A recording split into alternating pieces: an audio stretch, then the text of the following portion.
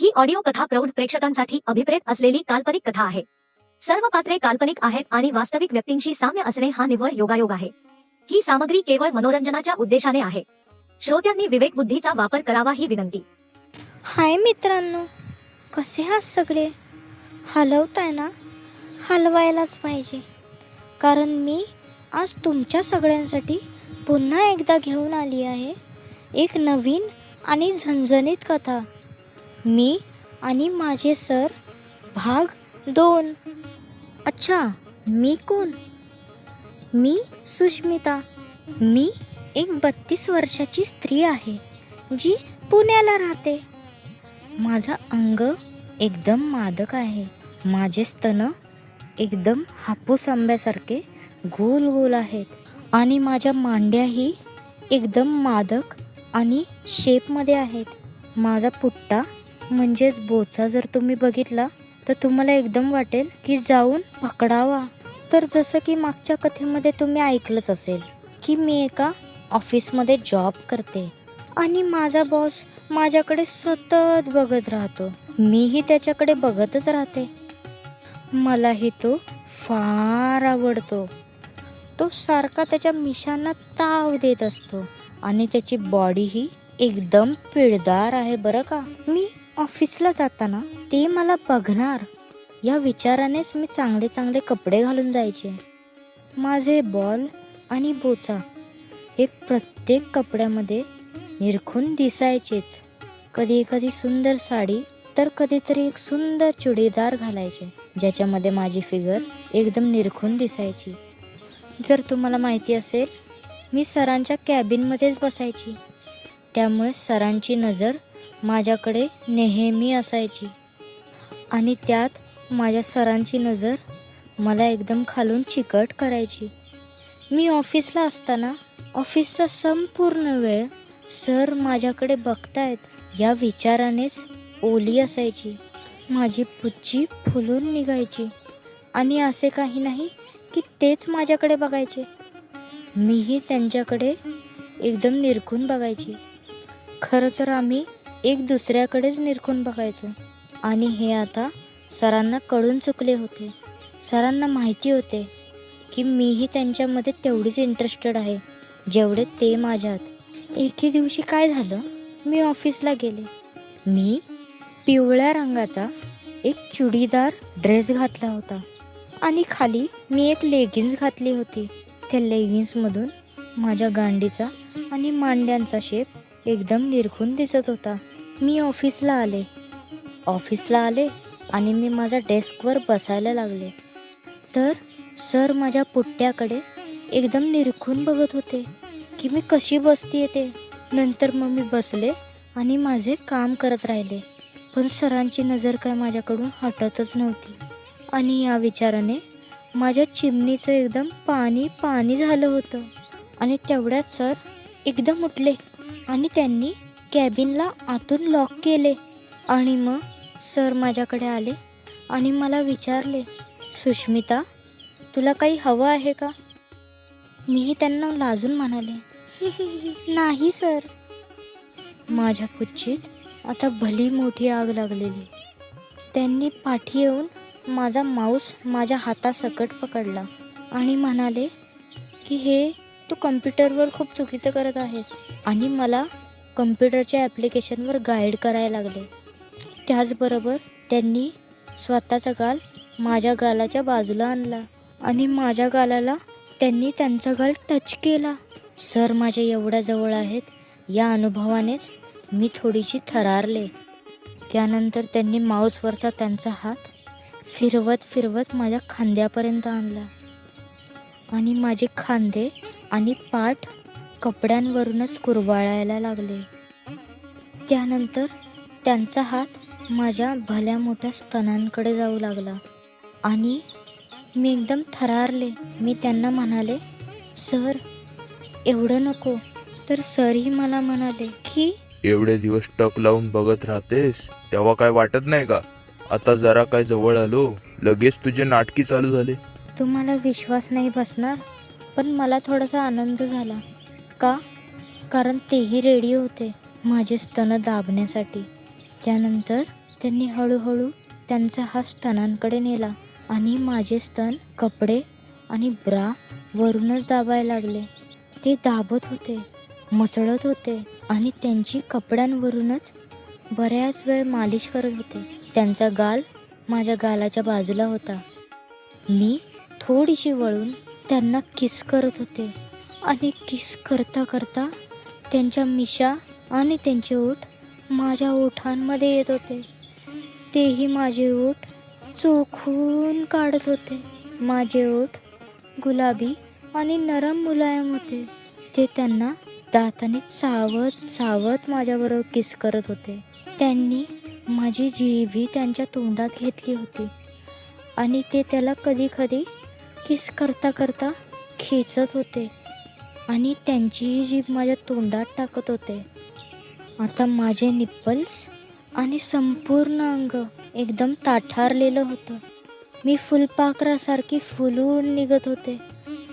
त्यानंतर सरांनी मला उठायला सांगितलं आणि हे ऐकून मी खूप चक्क झाले. मला विचार आला की सर आता माझा काय पूर्ण गेम वाजवत आहेत की काय. मी थोडेसे घाबरले आणि मी सरांना बोलली, सर जरा हळू. सरही मला म्हणाले, चल आता तुझा टॉप काढ. हे ऐकून मी थोडेसे घाबरले, पण शेवटी मला माझा टॉप काढावाच लागला. माझे भले मोठे आंबे माझ्या ब्रामध्ये सरांच्या समोर होते. ते ब्रामधले भले मोठे आंबे बघून सर एकदम कासावीस झाले आणि त्यांना वरून खालून चाटू लागले. त्यांना ब्रावरूनच जोरजोरात दाबू लागले. त्यांना दोन्ही बाजूनी पकडून गदा हलवून त्यांच्याशी खेळू लागले. आत्तापर्यंत मीही खूप गरम झाले होते. माझ्या पुच्छीतही भली मोठी आग लागली होती. त्यानंतर सर माझ्या पाठी आले. त्यांचा लवडा माझ्या कुल्ल्यांच्या फटीमध्ये घासत होता आणि त्याचमुळे माझी पुच्छी अजून ओली होत होती. त्यानंतर त्यांनी माझे ब्राचे हुक खोलले आणि त्यामुळे ब्रा एकदम खाली पडली आणि माझे स्तन एकदम मोकळे झाले. ते ब्रा माझे जेवढे मोठे दिसत होते त्याहून मोठे दिसू लागले. ते आता एकदम थोड्याशा धक्क्यानेही बरेच हालत होते. त्यांच्यावरचे निप्पल्स ही कडक झाले होते. तेवढ्यात सरांनी माझे दोन्ही स्तन एकदम पकडले. Sir sir sir sir sir आणि त्याला मसळू लागले, दाबू लागले. त्यांचे ओठ माझ्या मानेवर होते आणि ते माझ्या मानेवरही बरेच मोके घेत होते. त्याचबरोबर त्यांचा लवडाही माझ्या बोचाच्या मधल्या फटीमध्ये घासत होता. सर माझे निप्पल्स त्यांच्या दोन्ही बोटांनी दाबत होते. असे त्यांनी बऱ्याच वेळ माझे निप्पल्स दाबले. कधी त्यांनी त्यांना गोल गोल केले तर कधी त्यांना पिळून काढले. एवढे करून आता माझे निप्पल्स एकदम लालसर गुलाबी झाले होते. त्यांना शांत करण्यासाठी त्यांनी एकदम माझ्या स्तनांना तोंडच लावले आणि असे तोंड लावून ते माझे निप्पल्स लहान मुलासारखे चोखू लागले. आता मी खूप गरम झाले होते. मला असं वाटत होते की माझ्या चिमणीची आग आजच शांत केली पाहिजे. मी आता त्यांना म्हणाले की बास, खूप झालं, आता तुम्ही चला चला आणि माझ्या महिन्याची तहान कायमची भागवून टाका, चला. असं बोलून मी त्यांना त्यांच्या केबिनमधल्याच टेबलवर घेऊन गेले. टेबलकडे जाताच सरांनी माझी लेगिन्स झटकन खाली ओढली आणि माझ्या मांड्या आणि पुट्टा एकदम मोकळा केला. माझ्या मांड्या आणि पुट्टा एकदम जेलीसारखा हालत होता. मी त्यांच्या टेबलवर बसले आणि एम पोझिशन घेतली. आता ते माझ्यावर एकदम तुटून पडले होते. त्यांनी माझ्या बेंबीचे मुके घ्यायला चालू केले. माझ्या कमरेच्या आजूबाजूला ते त्यांच्या हातांनी चिमटे काढत होते आणि बऱ्याचदा त्यांच्या दातांनी सौम्य चावतही होते. आणि हे करता करता हळूहळू त्यांनी त्यांचे मुके माझ्या मैनेकडे नेले. ते पहिले मैनेच्या आजूबाजूच्या मांड्या आणि पुट्ट्याचे मुके घेऊ लागले. त्यांनी पहिल्या माझ्या मैनेच्या पाकळ्यांना मुका घेतला आणि त्यानंतर त्यांनी माझ्या मैनेच्या पाकळ्या स्वतःच्या जिभेच्या टोकांनी सेपरेट केल्या. त्यांना हे दिसलं की माझ्या मैनेतून बऱ्यापैकी चिकट चिकट रस गळत आहे. तो रस चाटण्यासाठी त्यांनी माझ्या मैनेला जिभेने कुरवाळायला लागले आणि मला हे करून घेताना फार आनंद होत होता. त्यानंतर त्यांनी स्वतःच्या जिभेच्या कुरवाळण्याचा वेग वाढवला. त्यांची जीभ एकदम लपा लपा लपा लपा चालू लागली आणि याच्यामुळेच माझा जीवही एकदम कासावीस होत होता. मी एकदम किंचाळले.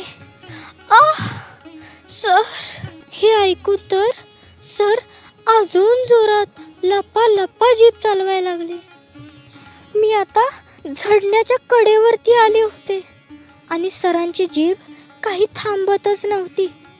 तिचा वेग कमी होणं तर सोडाच, अजून वाढत होता. त्यावेळी आमच्या दोघात काही असे आवाज होत होते. सर, माझे स्वर बाहेर निघत होते. मी जोरात किंचाळत होती. आता मी झडू लागली होते आणि तो क्षण आलाच.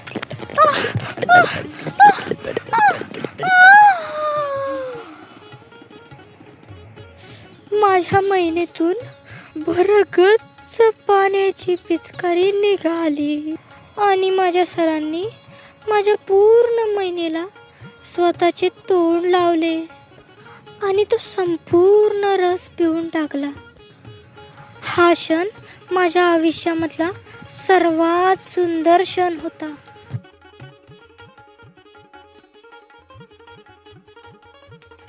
त्यानंतर मी माझी ब्रा आणि पॅन्टी घातली. माझे स्तन आणि पुट्टा एकदमच खुलून निघाला होता आणि हे अंतिम सुख घेऊन आज मी घरी जाणार होते. आपण पुन्हा भेटू. मी आणि माझे सर भाग 3 मध्ये. धन्यवाद मित्रांनो. जर तुम्हाला ही कहाणी आवडली असेल तर या व्हिडिओला लाईक करा, तुमच्या चावट मित्रांबरोबर शेअरही करा आणि माझ्या चॅनलला माझ्यासाठी सबस्क्राईब नक्की करा. जर तुम्हाला माझे अर्धवट नागडे फोटोज बघायचे असतील तर माझ्या इंस्टाग्रामवर मला फॉलो नक्की करा. चला तर मग आपण पुन्हा भेटू. तोपर्यंत बाय बाय.